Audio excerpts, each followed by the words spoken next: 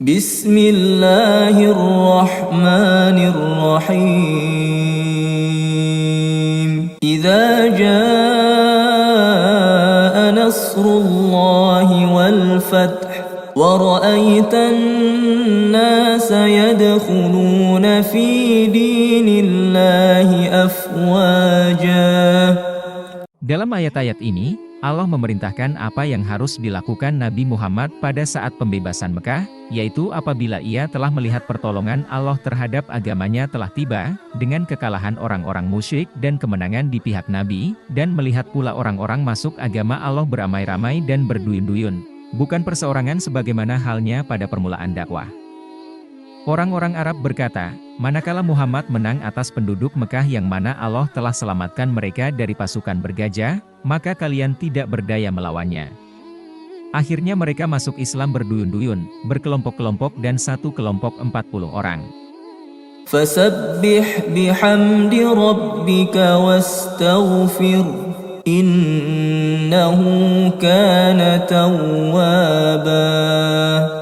Bila yang demikian itu telah terjadi, Nabi diperintahkan untuk mengagungkan dan mensucikan Tuhannya dari hal-hal yang tidak layak baginya, seperti menganggap terlambat datangnya pertolongan dan mengira bahwa Tuhan tidak menepati janjinya menolong Nabi atas orang-orang kafir. Menyucikan Allah hendaknya dengan memujinya atas nikmat-nikmat yang dianugerahkannya dan mensyukuri segala kebaikan-kebaikan yang telah dilimpahkannya dan menyanjungnya dengan sepantasnya. Bila Allah yang Maha Kuasa dan Maha Bijaksana memberi kesempatan kepada orang-orang kafir, bukanlah berarti Dia telah menyia-nyiakan pahala orang-orang yang beramal baik. Kemudian Nabi Muhammad dianjurkan untuk meminta ampun kepada Allah untuk dirinya dan sahabat-sahabatnya yang telah memperlihatkan kesedihan dan keputusasaan karena merasa pertolongan Allah terlambat datangnya. Bertobat dari keluh kesah adalah dengan mempercayai penuh akan janji-janji Allah dan membersihkan jiwa dari pemikiran yang bukan-bukan bila menghadapi kesulitan.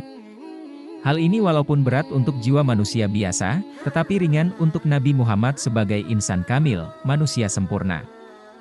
Oleh sebab itu, Allah menyuruh Nabi Shallallahu Alaihi Wasallam memohon ampunannya. Keadaan ini terjadi pula pada para sahabat yang memiliki jiwa yang sempurna dan menerima tobat mereka, karena Allah selalu menerima tobat hamba-hambanya. Allah mendidik hamba-hambanya melalui bermacam-macam cobaan dan bila merasa tidak sanggup menghadapinya harus memohon bantuannya serta yakin akan datangnya bantuan itu. Bila ia selalu melakukan yang demikian niscaya menjadi kuat dan sempurnalah jiwanya.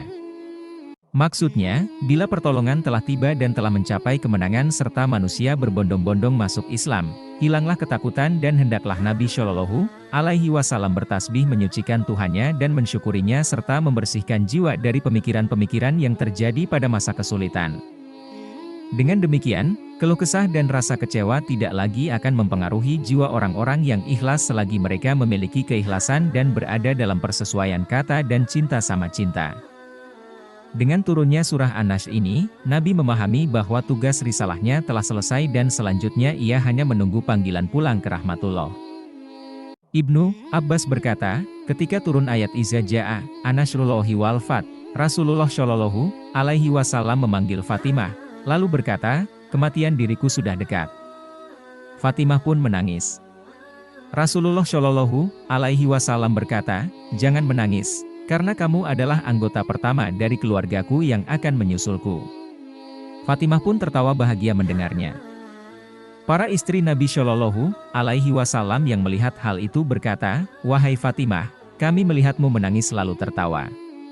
Fatimah berkata, Rasulullah Shallallahu Alaihi Wasallam memberitahuku bahwa kematian dirinya telah dekat, maka aku menangis. Namun, beliau mengatakan, jangan menangis, karena kamu adalah anggota pertama dari keluargaku yang akan menyusulku. Maka aku pun tertawa bahagia. Riwayat Ad-Darimi. Ibnu Umar berkata, surah ini turun di Mina ketika Nabi mengerjakan haji wada, sesudah itu turun firman Allah Quran surah Al-Maidah ayat ketiga. Pada hari ini telah aku sempurnakan agamamu untukmu, dan telah aku cukupkan nikmatku bagimu, dan telah aku ridho Islam sebagai agamamu. Nabi hidup hanya 80 hari setelah turun ayat ini. Kemudian setelah itu, turun ayat Kalalah, dan Nabi hidup sesudahnya 50 hari. Setelah itu turun Quran Surah At-Taubah ayat ke-128. Sungguh, telah datang kepadamu seorang Rasul dari kaummu sendiri.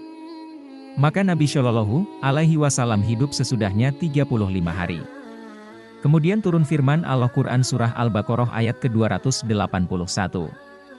Dan takutlah pada hari ketika kamu semua dikembalikan kepada Allah.